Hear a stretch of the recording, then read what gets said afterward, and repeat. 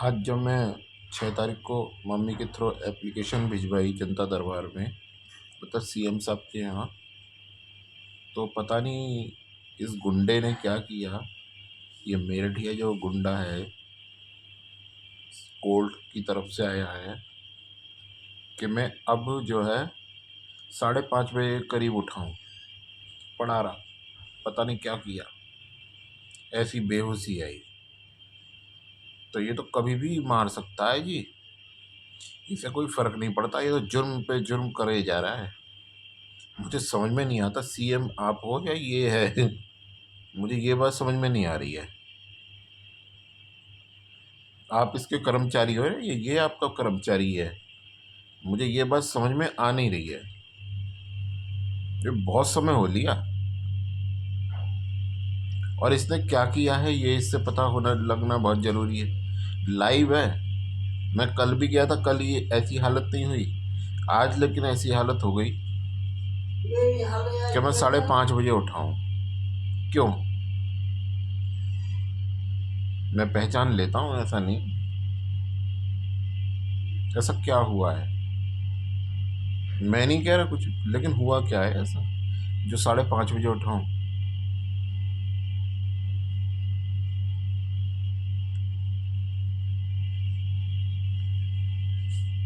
और एक मैं आज रह गया एप्लीकेशन में लिखने का, मुझे 10 दिन भी नहीं हुए और जो है 15,000 का बिल भेजा गया था, रात भेजा था।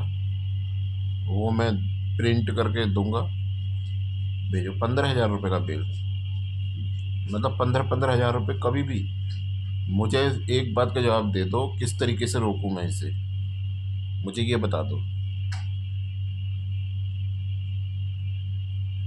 एक और बदतमीजी है, 1 साल पहले हमने मेरी मम्मी का चेक बुक मतलब ख़त्म हो ली थी, तो वो चेक बुक के लिए का फॉर्म होता है, वो भर के दिया था। आज तक वो चेक बुक नहीं है मिली है। और पिछली बार जब मैं गया था, अभी महीना भर भी नहीं है, जब वो कहलवाया था चेक बुक नहीं है। क्यों? क्या चीज़ फिक्स की जा रही है? 200 रुपये जो है यहाँ 10,000 रुपये पे काट लिए जाते हैं, और 10,000 रुपये के भटकना पड़ता है, वो अलग। भटकना पड़ता है, वो अलग।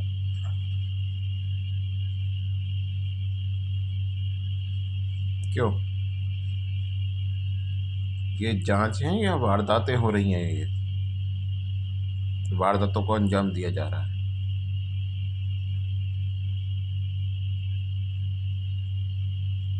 आज जो एप्लीकेशन दी है, ये लास्ट इसके ऊपर थी कि इसे अरेस्ट हो जाना चाहिए, मतलब इसके अरेस्ट होने के लिए वो लास्ट थी। वैसे लास्ट नहीं थी वो देने की, लेकिन इसके ऊपर अरेस्ट होने के लिए लास्ट थी वो। ये अरेस्ट हो जाना चाहिए। इसके अपराध लिस्ट स्पष्ट है उसी एप्लीकेशन से। और ऐसे ही आपने 2 बागड़ा बिल्लों को भेजा है जेल में, ये मान नहीं रहा है। इसकी ज़रूरत है, क्योंकि इसकी ज़रूरत है। अपराधी से ये कहना कि मान जा, वो नहीं मानेगा, बेकार होता है। जो अपराध कर चुका होता है वही है इसकी हालत। तो इसको ठोक पीट के पूछा जाना बहुत ज़रूरी है, तूने क्या किया और मान क्यों नहीं रहा। बार बार कहा जा रहा है क्राइम हो रहा है, फिर भी मान क्यों नहीं रहा। रात वो दारू पिला के भेजा मुझे टॉर्चर करने के लिए, जिससे पैम्पलेट चिपकवाने थे, टेम्पो वाला, और 10-15 चिपका के भाग गया। क्या मैं जा रहा, तो आया ही क्यों था?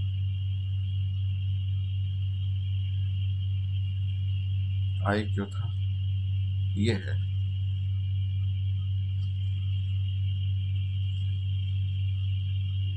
ये सब मेरे साथ क्या चल रहा है?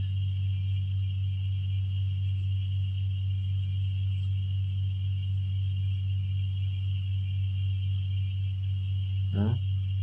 अगर मेरी श्वेता को खाना है, मार मुर के उसे छुट्टा करो। तो जिंदगी भर सड़ सड़ कर मरने के लिए क्यों छोड़ रहे हो उसे? उसे मार के छुट्टी करो, ख़त्म कर दो। उसे भी कर दो, मुझे भी कर दो, दोनों को।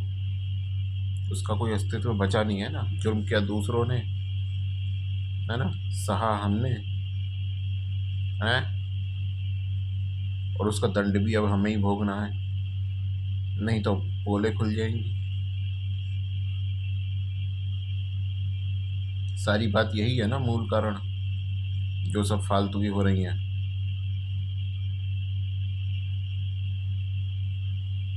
या कुछ और है इसके अलावा?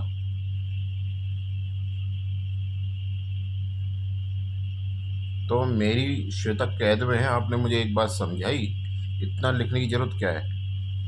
मैं धीरे धीरे धीरे धीरे कल या परसों में ज़्यादा समझ गया उसे, मतलब उसका सही मतलब समझ गया। सही मतलब उसका समझ गया मैं। टाइम लगा, इसीलिए मैंने सिर्फ वही बात लिखी है।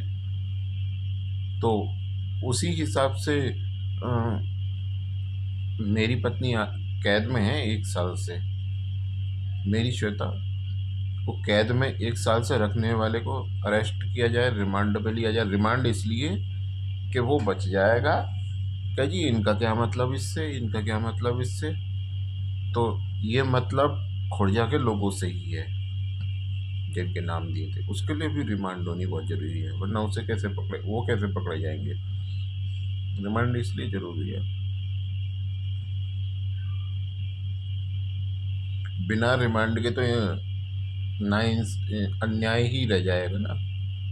मेरी श्वेता कोई फालतू तो है नहीं कि कोई भी उसका रेप करा देगा, चाहे सरकार ही क्यों ना हो।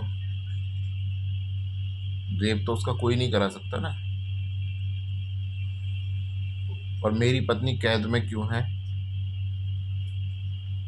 क्यों है मेरी घरवाली कैद में 1 साल से? है, वो तो आज भी कैद में है। 1 साल से कैद रखी गई, वो जो 10 साल हुई वो उससे चैन नहीं पड़ा, तो 1 साल और रखी गई वो कैद में, उससे चैन नहीं पड़ा। और इसी कैद में बलात्कार भी हो गया, डराया धमकाया भी जाता है, जबरन पलायन कराए जाते हैं, क्योंकि वो सीधी सादी है। वरना और भी लड़कियां देखी होंगी, थप्पड़ मारती हैं सीधे घुमा के।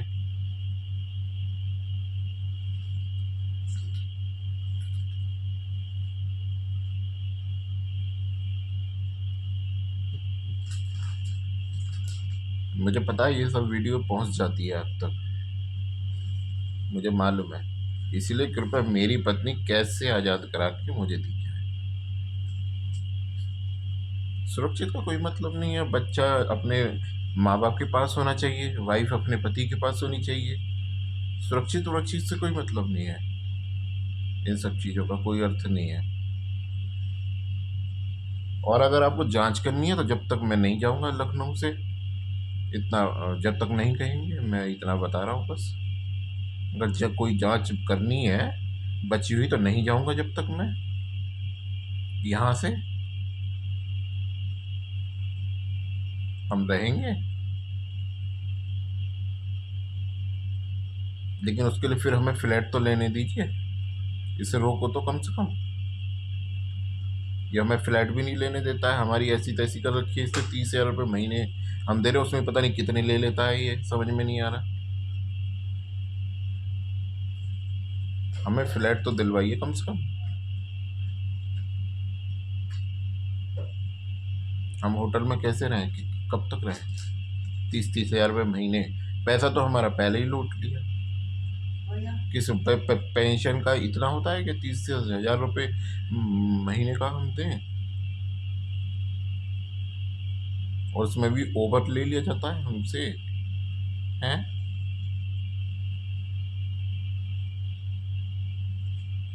क्यों नहीं मिल सकता? राज्य सरकार सब कुछ कर सकती है।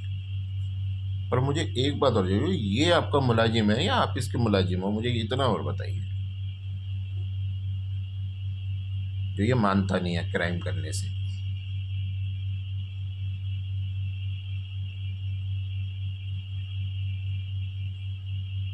अब वो जांच करनी है, मैं यहीं तक रहूंगा चाहे 1 साल लग जाए, लेकिन मेरी श्वेता मुझे दी जाए।